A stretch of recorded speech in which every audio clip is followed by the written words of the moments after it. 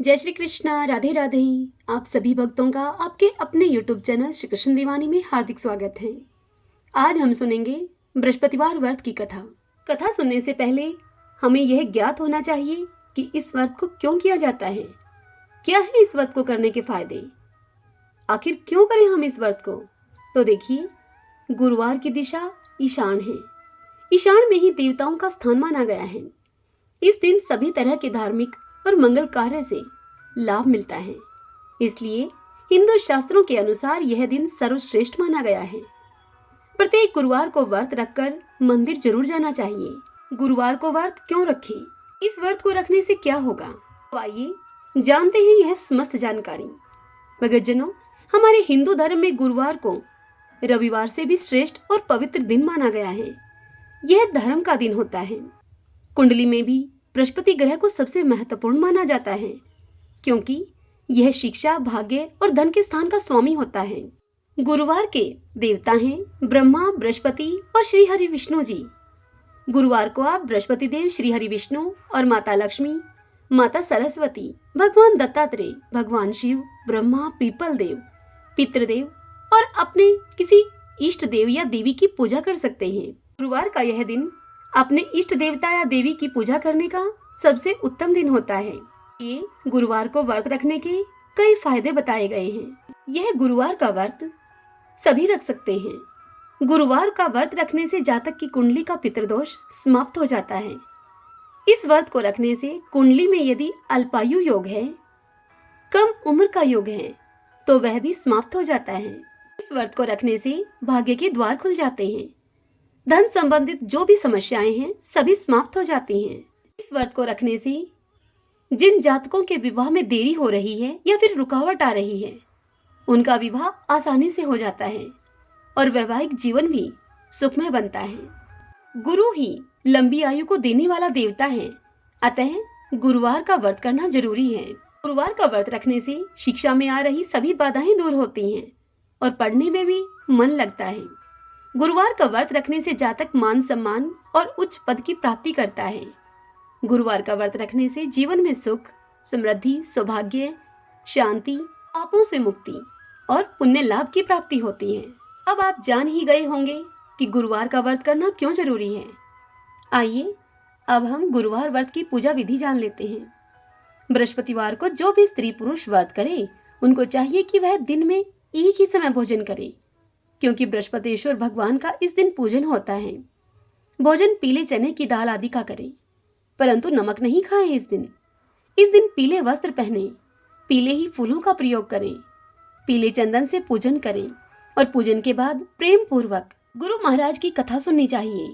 इस व्रत को करने से मन की समस्त इच्छाएं पूर्ण होती हैं और बृहस्पति महाराज प्रसन्न होते हैं, जिससे कि धन, पुत्र, विद्या और मनोवांछित फलों की प्राप्ति होती है। परिवार को सुख शांति मिलती है। इसलिए यह सर्वश्रेष्ठ और अति फलदायक व्रत सभी स्त्री और पुरुषों के लिए है। इस व्रत में केले का पूजन करना चाहिए। इस व्रत की कथा और पूजन के समय तन, मन, कर्म और वचन से शुद्ध होकर जो इच्छा हो बृहस्पति देव से प्रार्थना उसके लिए करनी चाहिए। उनकी इच्छाओं को बृहस्पति देव अवश्य ही पूर्ण करते हैं, ऐसा मन में दृढ़ विश्वास रखना चाहिए। आइए अब हम गुरु महाराज की कथा का श्रवण करते हैं। सभी बोलिए बृहस्पति भगवान की जय। भारतवर्ष में एक राजा राज्य करता था। वह राजा बड़ा ही प्रतापी और दानी था। वह नित्य गरीबों और ब्राह्मणों की सहायता करता था। यह बात उस राजा की रानी को अच्छी नहीं लगती थी। वह न तो गरीबों को दान देती और न ही भगवान का पूजन कोई करती थी, और राजा को भी दान देने से वह मना किया करती थी। एक दिन की बात है, राजा शिकार खेलने के लिए वन को गए हुए थे, तो रानी उस समय महल में अकेली थी। उसी समय बृहस्पति देव भगवान साधु के वेश में राजा के महल में भिक्षा के लिए गए और उन्होंने भिक्षा मांगी। तब रानी ने भिक्षा देने से इनकार कर दिया और कहा कि हे साधु महाराज, मैं तो दान पुण्य से तंग आ गई हूँ। मेरा पति सारा धन लुटाता रहता है। मेरी इच्छा है कि हमारा समस्त धन नष्ट हो जाए, फिर न रहेगा बांस और न बजेगी बांसुरी। यह सुनकर उस साधु ने कहा कि देवी, तुम तो बड़ी अजीब हो। धन संतान तो सभी लोग चाहते हैं, पुत्र और लक्ष्मी तो पापी के घर में भी होने चाहिए। यदि तुम्हारे पास अधिक धन है तो भूखों को भोजन दो, प्यासों के लिए प्याऊ बनवाओ, मुसाफिरों के लिए धर्मशालाएं खुलवाओ। जो निर्धन मनुष्य अपनी कुंवारी कन्याओं का विवाह नहीं कर सकते, तुम उन कन्याओं का विवाह करा दो। ऐसे और कई काम हैं जिनको करने से तुम्हारा यश लोक परलोक में फैलेगा। परंतु रानी पर इस बात का कोई प्रभाव नहीं पड़ा और रानी उस भिक्षुक से बोली कि महाराज, आप मुझे कुछ न समझाएं, मैं ऐसा धन नहीं चाहती जो हर जगह बांटती फिरूं। यह सुनकर साधु ने उत्तर दिया। साधु बोले, देवी, यदि तुम्हारी ऐसी इच्छा है तो तथास्तु। तुम ऐसा करना कि बृहस्पतिवार को घर लीपकर पीली मिट्टी से अपना सर धोकर स्नान करना, भट्टी चढ़ाकर कपड़े धोना। ऐसा करने से आपका समस्त धन नष्ट हो जाएगा। इतना कहकर वह साधु वहां से आलोप हो गए। वह साधु जैसा रानी को कहकर गए थे, रानी ने ठीक वैसा ही किया। अब 6 बृहस्पतिवार ही बीते थे कि उसका समस्त धन नष्ट हो गया। अब वह भोजन के लिए भी दोनों तरसने लगे, सांसारिक भोगों से दुखी रहने लगे। तब वह राजा अपनी रानी से कहने लगा कि रानी, तुम यहीं पर रहो, मैं दूसरे देश में जाता हूँ, क्योंकि यहाँ पर मुझे सभी मनुष्य जानते हैं, इसलिए मैं कोई कार्य भी नहीं कर सकता। देश चोरी परदेश भीख बराबर है। ऐसा कहकर वह राजा प्रदेश को चला गया।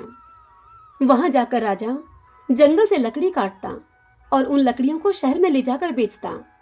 इस तरह से वह राजा अपना जीवन व्यतीत करने लगा। एक दिन दुखी होकर जंगल में एक पेड़ के नीचे निश्चित रूप से आसन जमा कर बैठ गया और अपनी दशा को याद करके बड़ा ही व्याकुल होने लगा। वह बृहस्पतिवार का ही दिन था। एकाएक राजा ने देखा कि निर्जन वन में एक साधु प्रकट हुआ है। वह साधु वेश में स्वयं बृहस्पति देवता थे। वह बृहस्पति देवता लकड़हारा बने हुए राजा के सामने आकर बोले कि हे लकड़हारे, इस सुनसान जंगल में तो चिंतामगन क्यों बैठा है? तब उस लकड़हारे ने दोनों हाथ जोड़कर प्रणाम किया और उत्तर दिया कि महात्मा जी, आप तो सब कुछ जानते हैं, मैं आपसे क्या कहूँ। यह कहकर वह लकड़हारा रोने लगा और रोते रोते उसने साधु को अपनी समस्त आत्मकथा सुनाई। सारी कथा सुनकर उसकी महात्मा जी ने कहा, हे लकड़हारे, तुम्हारी स्त्री ने बृहस्पति के दिन वीर भगवान का निरादर किया है, जिसके कारण रुष्ट होकर तुम्हारी यह दशा कर दी गई है। अब तुम चिंता को दूर करके मेरे कहने पर चलो तो तुम्हारे सब कष्ट दूर हो जाएंगे और भगवान तुम्हें पहले से भी अधिक धन संपत्ति देंगे। तुम बृहस्पति के दिन पाठ किया करो, 5 रुपए के चने मुनक्का मंगवाकर उसका प्रसाद बनाओ और शुद्ध जल के लोटे में शक्कर मिलाकर तुम अमृत तैयार करो। कथा के पश्चात अपने सारे परिवार और सुनने वाले प्रेमियों में उस अमृत व प्रसाद का वितरण करके उस प्रसाद को स्वयं भी ग्रहण करो। ऐसा करने से भगवान तुम्हारी सभी मनोकामनाएं पूरी करेंगे। साधु के ऐसे वचनों को सुनकर वह लकड़हारा बोला, हे प्रभु, मुझे लकड़ी बेचकर इतना पैसा नहीं मिलता जिससे कि भोजन के बाद मैं कुछ उसे बचा सकूं। मैंने रात्रि में अपनी स्त्री को भी व्याकुल देखा है। मेरे पास कुछ भी नहीं है जिससे कि मैं उसकी खबर मंगवा सकूं। यह सुनकर साधु ने कहा, हे लकड़हारे, तुम किसी बात की चिंता मत करो। बृहस्पति के दिन तुम रोजाना की तरह लकड़ियां लेकर शहर को जाओ। तुमको रोज से दुगना धन प्राप्त होगा उस दिन, जिससे कि तुम भली भांति व्रत करके भोजन भी कर लोगे तथा बृहस्पति देव की पूजा का सभी सामान भी आ जाएगा। इतना कहकर साधु अंतर्ध्यान हो गए। धीरे धीरे अब समय व्यतीत होने पर फिर वही बृहस्पतिवार का दिन आया। लकड़हारा जंगल से लकड़ी काटकर अन्य शहर में बेचने के लिए गया। उसे उस दिन और दिनों से अधिक पैसा मिला। राजा ने चना गुड़ आदि लाकर गुरुवार का व्रत किया। उस दिन से उस लकड़हारे के सभी कलेश दूर हुए। परंतु जब दोबारा गुरुवार का दिन आया तो बृहस्पतिवार का व्रत करना वह लकड़हारा भूल गया। इस कारण से बृहस्पति भगवान उससे रुष्ट हो गए। उस बृहस्पतिवार के दिन उस नगर के राजा ने विशाल यज्ञ का आयोजन किया हुआ था और समस्त शहर में यह घोषणा करा दी गई थी कि कोई भी मनुष्य अपने घर में भोजन न बनावे, न ही आग जलावे। समस्त जनता मेरे यहाँ भोजन करने के लिए आवे। मेरी इस आज्ञा को जो न मानेगा उस मनुष्य को फांसी दी जाएगी। इस तरह की घोषणा संपूर्ण नगर में अब करवा दी गई। राजा की आज्ञा के अनुसार शहर के सभी लोग भोजन करने के लिए गए, लेकिन लकड़हारा वहां कुछ देर से पहुंचा, इसलिए राजा उसको अपने साथ अपने घर लिवा ले गए और ले जाकर राजा उसको भोजन करा ही रहे थे। अभी उस राजा की रानी की दृष्टि उस खूंटी पर पड़ी जिस पर कि उस रानी का हार लटका हुआ था। वह हार उस रानी को दिखाई न दिया। तब रानी ने यह निश्चय किया कि मेरा हार तो इस मनुष्य ने ही चुरा लिया है। ऐसा विचार करते हुए उस रानी ने सैनिकों को बुलाकर उस लकड़हारे को जेल खाने में डलवा दिया। जब लकड़हारा जेल खाने में पड़ गया और वह बहुत दुखी होकर अब विचार करने लगा कि न जाने कौन से पूर्व जन्म के कर्म से मेरे लिए यह दुख प्राप्त हुआ है, और वह लकड़हारा उसी साधु को याद करने लगा जो कि उसको जंगल में मिला था। उसी समय तत्काल बृहस्पति देव साधु के रूप में वहां प्रकट हो गए और उसकी दशा को देखकर वह कहने लगे उससे, अरे मूर्ख, तूने बृहस्पति देव की कथा नहीं करी, इस कारण से तुझे ये दुख प्राप्त हुआ है। अब तू चिंता मत कर, बृहस्पतिवार के दिन जेल खाने के दरवाजे पर तुझको 4 पैसे पड़े हुए मिलेंगे, उनसे तू बृहस्पति देव की पूजा करना तो तेरे सभी कष्ट दूर हो जाएंगे।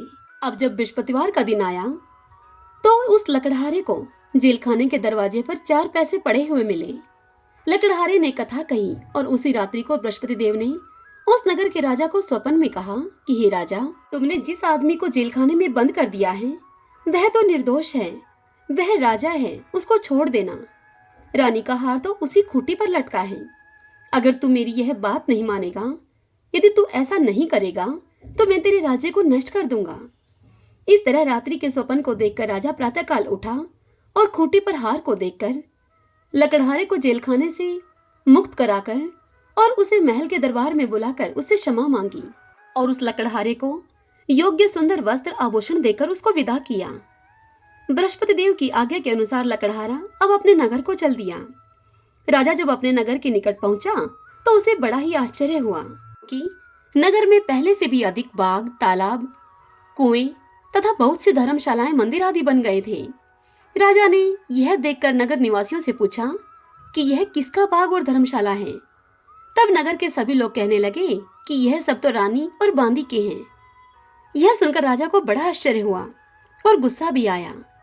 जब रानी ने यह खबर सुनी कि राजा आ रहे हैं तो उसने बांदी से कहा कि हे दासी, देख राजा हमको कितने बुरे हाल में छोड़कर गए थे। हमारी ऐसी हालत देखकर कहीं वह लौट न जाएं, इसलिए तू जा और दरवाजे पर जाकर खड़ी हो जा। अब रानी की आज्ञा के अनुसार दासी दरवाजे पर जाकर खड़ी हो गई। जब राजा आए तो वह दासी अपने साथ राजा को भीतर लिवा लाई। तब राजा रानी से पूछने लगे कि यह सब धन तुम्हें कैसे प्राप्त हुआ, क्या तुमने कुछ गलत किया है। तब उस रानी ने सारी बात बताई और कहने लगी कि महाराज, यह सब धन हमें बृहस्पति देव के इस व्रत के प्रभाव से प्राप्त हुआ है। तब राजा ने निश्चय किया कि 7 रोज के बाद तो सभी बृहस्पति देव का पूजन करते हैं, परंतु मैं रोजाना दिन में 3 बार कहानी कहा करूंगा और रोज व्रत किया करूंगा। अब राजा के दुपट्टे में हर समय चने की दाल बंधी रहती। दिन में अब राजा 3 बार कहानी कहता। एक रोज राजा ने विचार किया कि चलो अपनी बहन के यहाँ आऊं, कभी कुशल क्षेम पूछ कर आऊं। यह सोचकर वह राजा घोड़े पर सवार होकर अपनी बहन के यहाँ चलने लगा। तब राजा ने मार्ग में देखा कि कुछ आदमी एक मुर्दे को लिए जा रहे हैं। उन सबको रोककर राजा उनसे कहने लगा कि अरे भाइयों, मेरी बृहस्पति देव की कथा सुन लो। तब वे राजा को बोले कि लो, हमारा तो आदमी मर गया है, इसको अपनी कथा की पड़ी है। उस भीड़ में से कुछ आदमी कहने लगे, हो भाई, हम तुम्हारी कथा भी सुनेंगे। तब राजा ने यह सुनकर दुपट्टे से दाल निकाली और कथा कहनी आरंभ की। जब कथा आधी हुई तो मुर्दा हिलने लग गया और जब कथा समाप्त हो गई तो वह मुर्दा राम राम करके उठकर खड़ा हो गया। कथा कह सुनाकर राजा अब आगे को चलने लगा। चलते चलते उस राजा को मार्ग में एक किसान खेत में हल चलाता हुआ मिला। उस किसान को देखकर राजा ने उससे कहा कि अरे भैया, तुम मेरी बृहस्पति देव की कथा सुन लो। यह सुनकर किसान बोला कि जब तक मैं तेरी कथा सुनूंगा तब तक मैं 4 हरैया और जोत लूंगा। जा तू अपनी कथा किसी और को सुनाना। इस तरह राजा आगे चलने लगा कि राजा के उस खेत से हटते ही उस किसान के बैल पछाड़ खाकर गिर गए और उस किसान के पेट में जोर जोर से दर्द होने लगा। दोपहर का समय था। उस समय उस किसान की माँ उसके लिए रोटी लेकर आ रही थी। जब उसकी माँ ने दूर से यह देखा तो वह दौड़ती हुई अपने बेटे के पास आई और अपने बेटे से उसने सारी बात पूछी। सारी बात को सुनकर वह बुढ़िया दौड़ी दौड़ी उस घुड़सवार के पास गई और जाकर उसे बोली कि तेरी कथा मैं सुनूंगी, तो तेरी यह कथा मेरे खेत पर चलकर कहना। अब राजा ने बुढ़िया के खेत पर जाकर बृहस्पति भगवान की कथा कही, जिसके सुनते ही वह बैल उठकर खड़े हो गए और किसान के पेट का दर्द बंद हो गया। अब राजा अपनी बहन के घर पहुंचा। बहन ने अपने भाई की खूब मेहमानी की। दूसरे रोज प्रातःकाल राजा जगा तो वह देखने लगा कि सभी लोग भोजन कर रहे हैं।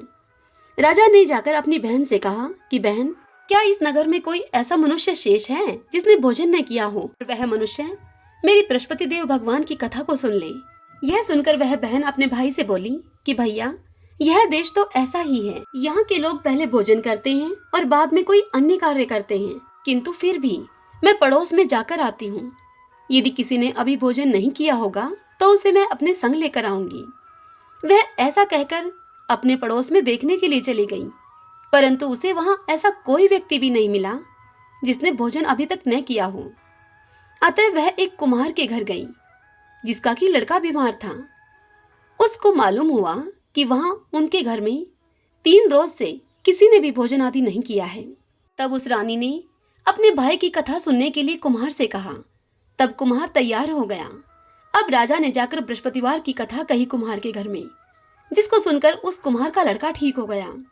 अब तो उस राजा की प्रशंसा होने लगी। एक रोज राजा ने अपनी बहन से कहा कि बहन, अब हम अपने नगर को जाएंगे, तुम भी तैयार हो जाओ। यह सुनकर राजा की बहन ने अपनी सास से कहा। तब उसकी सास ने कहा कि चली जा, लेकिन अपने लड़कों को मत लेकर जाना, क्योंकि तेरे भाई की तो कोई औलाद है नहीं। बहन ने अपने भाई से यह बात कह दी कि भैया, मैं तो चलूंगी, परंतु मेरा कोई बालक नहीं जाएगा। यह सुनकर राजा बोला कि जब कोई बालक नहीं जाएगा तो तुम चलकर क्या करोगी? तदंतर राजा बड़े दुखी मन से अपने नगर को वापस लौट आया। राजा ने अपनी रानी से कहा कि हम निर्वंशी राजा हैं, हमारा मुंह देखने का धर्म नहीं है, और कुछ भोजन आदि भी राजा ने नहीं किया। यह सब देखकर वह रानी बोली राजा से कि हे प्रभु, बृहस्पति देव भगवान ने हमें सब कुछ दिया है, तो हमें औलाद भी अवश्य देंगे। उसी रात को बृहस्पति देव भगवान ने राजा को स्वप्न में कहा कि हे राजा, उठ, तू सभी सोच को त्याग दे, तेरी रानी गर्भ से है। अपने स्वप्न में बृहस्पति देव भगवान के ऐसा कहने पर राजा बड़ा खुश हुआ और 9वें महीने उस रानी के गर्भ से एक सुंदर पुत्र पैदा हुआ। तब राजा रानी से बोला कि हे रानी, स्त्री बिना भोजन के रह सकती है, किंतु स्त्री बिना कहे नहीं रह सकती। जब मेरी बहन यहाँ पर आए तो उससे कुछ मत कहना। राजा की सारी बात सुनकर रानी ने राजा को हाँ में सिर हिलाया। जब राजा की बहन को यह शुभ समाचार मिला तो वह बड़ी खुश हुई और बधाई लेकर अपने भाई के यहाँ आई। तब रानी ने अपनी नंद से कहा कि घोड़ा चढ़कर तो तुम नहीं आई, तुम गधा चढ़ी आई। राजा की बहन बोली उससे कि भाभी, यदि मैं इस प्रकार से न कहती तो तुम्हें औलाद कैसे मिलती? बृहस्पति देव भगवान ऐसे ही हैं, जैसी जिसके मन में कामनाएं हैं सभी को पूर्ण करते हैं। जो सद्भावना पूर्वक बृहस्पतिवार का व्रत करता है, कथा पढ़ता है अथवा सुनता है, बृहस्पति देव भगवान उसकी समस्त मनोकामनाएं पूर्ण करते हैं। भगवान बृहस्पति देव उसकी सदैव रक्षा करते हैं। इस संसार में सद्भावना से भगवान जी का पूजन व्रत करके सच्चे हृदय से उसका मनन करते हुए जयकारा बोलना चाहिए।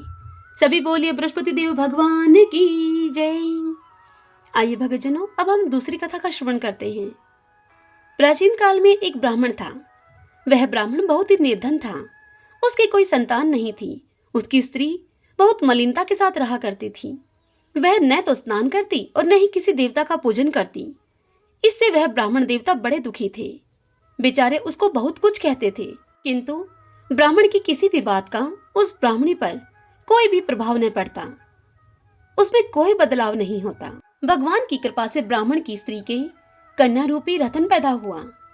वह कन्या बड़ी होने पर प्रातःकाल स्नान करके भगवान विष्णु का जाप और बृहस्पतिवार का व्रत करने लगी। अपने पूजन पाठ को समाप्त करके वह स्कूल जाती तो वह अपनी मुट्ठी में जौ भरकर लेकर जाती और पाठशाला के मार्ग में उन जौओं को वह डालती हुई जाती। जब वह स्कूल से लौटती तब तक वह जौ स्वर्ण के हो जाते। स्कूल से लौटते समय वह कन्या उन जौओं को बीनकर अपने घर को ले आती। तभी एक दिन की बात है, वह बालिका सूप में उन सोने के जौओं को फटक कर साफ कर रही थी कि उसके पिता ने उसको देख लिया और उससे कहा कि बेटी, सोने के जौ के लिए सोने का सूप भी होना चाहिए। दूसरे दिन बृहस्पतिवार था। इस कन्या ने बृहस्पतिवार का व्रत रखा और बृहस्पति देव भगवान से प्रार्थना करके उनसे कहा कि हे प्रभु, मैंने आपकी पूजा सच्चे मन से की हो, यदि तो मेरे लिए सोने का सूप दे दो। बृहस्पति देव ने उसकी प्रार्थना को स्वीकार कर लिया। रोजाना की तरह वह कन्या जौ फैलाती हुई स्कूल के मार्ग में जाने लगी। जब लौटकर वह स्कूल से जौं को बीन रही थी तो बृहस्पति देव भगवान की कृपा से उस कन्या को सोने का एक सूप मिला। उन सोने के जौं और उस सोने के सूप को लेकर वह कन्या अपने घर को आई और उसमें जौ साफ करने लगी, किंतु उसकी माँ का वही ढंग रहा। एक दिन की बात है, वह कन्या सोने के सूप में जौ को साफ कर रही थी। उस समय उस शहर का राजपुत्र वहां से होकर निकला। इस कन्या के रूप और कार्य को देखकर वह उस पर मोहित हो गया और अपने घर को जाकर भोजन तथा जल त्याग करके वह राजकुमार उदास होकर लेट गया। जब राजा को इस बात का पता लगा तो अपने प्रधानमंत्री के साथ राजा उसके पास गए और उससे बोले कि बेटा, तुम्हें किस बात का कष्ट है? किसी ने तुम्हारा अपमान किया है, अथवा यदि कोई और दूसरा कारण हो तो वह भी हमसे कहो। मैं वही कार्य करूंगा जिससे कि तुम्हें प्रसन्नता होगी। अपने पिता की राजकुमार ने सारी बात सुनी और फिर वह राजकुमार अपने पिता से बोला कि पिताजी, मुझे आपकी कृपा से किसी बात का कोई दुख नहीं है और न ही मेरा किसी ने कोई अपमान किया है, परंतु मैं उस लड़की से विवाह करना चाहता हूँ जो सोने के सूप में सोने के जौं को साफ कर रही थी। यह सुनकर राजा बड़े ही आश्चर्य में पड़ गया और अपने पुत्र से बोला कि बेटा, इस तरह की कन्या का तुम ही पता लगाओ, मैं उसके साथ तेरा विवाह अवश्य ही करवा दूंगा। तब राजकुमार ने प्रधानमंत्री को उस लड़की के घर का पता बतलाया। तब वह मंत्री उस लड़की के घर गए और ब्राह्मण देवता को सभी हाल बतलाया। सारी बात सुनकर ब्राह्मण देवता अपनी कन्या का विवाह राजकुमार से करने के लिए तैयार हो गए। अंतर विधि विधान के अनुसार बड़ी धूमधाम से ब्राह्मण की कन्या का विवाह राजकुमार के साथ संपन्न हो गया। कन्या के घर से जाते ही पहले की भांति उस ब्राह्मण देवता के घर में अब फिर से गरीबी का निवास हो गया। अब भोजन के लिए भी अन्न बड़ी मुश्किल से मिलता था। एक दिन दुखी होकर ब्राह्मण देवता अपनी पुत्री के पास गए। अपने पिता की दुखी अवस्था को देखकर उस पुत्री ने अपनी माँ का हाल उससे पूछा। तब ब्राह्मण ने सभी हाल कह सुनाया। कन्या ने बहुत सा धन देकर अपने पिता को विदा किया। इस प्रकार ब्राह्मण का कुछ समय सुखपूर्वक व्यतीत हुआ, किंतु कुछ दिन के बाद फिर वही हाल हो गया। ब्राह्मण फिर अपनी कन्या के पास गए और सारा हाल कहा तो लड़की अपने पिता से बोली कि पिताजी, आप माताजी को यहाँ पर लिवा लाओ, मैं उन्हें बृहस्पतिवार व्रत की समस्त विधि बता दूंगी, जिससे कि गरीबी दूर हो जाएगी।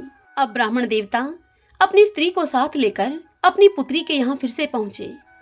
तब उस पुत्री ने अपनी माँ को समझाया कि माँ, तुम प्रातःकाल प्रथम स्नान आदि करके विष्णु भगवान का पूजन करो। यदि तुम ऐसा करोगी तो समस्त दरिद्रता दूर हो जाएगी। परंतु उसकी माँ ने उसकी एक भी बात न मानी और प्रातःकाल उठकर अपनी पुत्री के बच्चों का बचा हुआ जूठन खा लिया। इससे उसकी पुत्री को बहुत गुस्सा आया और उसने एक रात कोठरी का सभी सामान बाहर निकाल दिया और उस कोठरी में अपनी माँ को बंद कर दिया। प्रातःकाल अपनी माँ को उसने कोठरी से बाहर निकाला और स्नान आदि कराकर उससे पाठ करवाया तो उसकी माँ की बुद्धि ठीक हो गई और फिर प्रत्येक बृहस्पतिवार को व्रत रखने लगी उसकी माँ। इस व्रत के प्रभाव से उसके माँ बाप बहुत ही धनवान और पुत्रवान हो गए और बृहस्पति जी के प्रभाव से इस लोक के सुख भोग कर स्वर्ग को वे प्राप्त हुए। सभी बोलिए बृहस्पति देव भगवान की जय, विष्णु भगवान की जय। आइए अब हम बृहस्पति भगवान की आरती करें। ओम जय बृहस्पति देवा, जय बृहस्पति देवा, छिन छिन भोग लगाऊं फल मेवा। ओम जय बृहस्पति देवा, तुम पूर्ण परमात्मा, तुम अंतर्यामी, जगत पिता जगदीश्वर, तुम सबके स्वामी। ओम जय बृहस्पति देवा, चरणामृत निज निर्मल, सब पातक हरता, सकल मनोरथ दायक, कृपा करो भरता। ओम जय बृहस्पति देवा, तन मन धन अर्पण कर, जो तेरी शरण पड़े, प्रभु प्रकट तब हो कर, आकर द्वार खड़े। ओम जय बृहस्पति देवा, दीन दयाल दया निधि, भक्तन हितकारी, पाप दोष सब हरता, भवबंधन हारी। ओम जय बृहस्पति देवा, सकल मनोरथ दायक, सब संशय तारो, विषय विकार मिटाओ, संतन सुखकारी। ओम जय बृहस्पति देवा, जो कोई आरती तेरी प्रेम सहित गावे, ज्येष्ठानंद बंद सो निश्चय पावे। ओम जय बृहस्पति देवा। सब बोलो विष्णु भगवान की जय। सभी बोलिए बृहस्पति देव भगवान की जय। आशा करती हूँ आपको यह कथा पसंद आई होगी। यदि ऐसा हो तो इस वीडियो को लाइक करें और कमेंट बॉक्स में बृहस्पति देव भगवान की जय लिखिएगा। हरे कृष्णा।